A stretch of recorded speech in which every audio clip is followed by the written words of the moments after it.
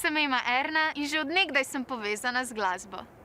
Rada hodim na koncerte in eden mojih prvih koncertov v Cankarjevem domu, ki sem se jih udeležila, je bil koncert Vlada Kreslina. Ema, še trupeta. Zvoli. Ste kdaj napisali tudi kakšno pesem za nas, otroke? Okna na stežaj.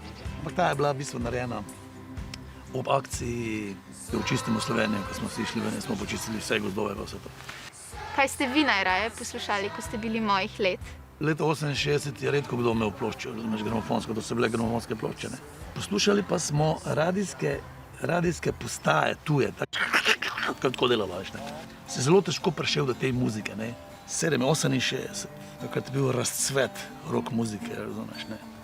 Takrat so bili Rolling Stones, Beatles, Jimi Hendrix, Janis Joplin, The Doors. Velik vpliv, ne.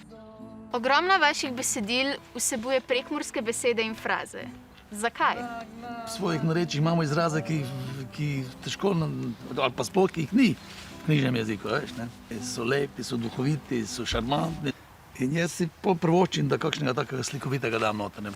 Kateri vaš koncert oziroma nastop se vam bo zavedno vtisnil v spomin? Prav gotovo ne bom pozabil zdaj teh koncertov, ki smo jih ene par imeli poleti, ne. Imel sem celo en koncert, ki so vsi imeli maske, ne. In to je bilo prav pretresljivo, ko sem to prvič videl, ne. Koliko črnih kitar imate? Črnih kitar imam pa na 4-5.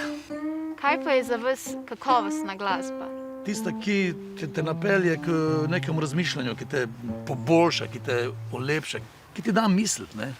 Kakovostna glasba je tista, ki nam nekaj da. Tako kot Vladova. Uživajte v njej. Adijo!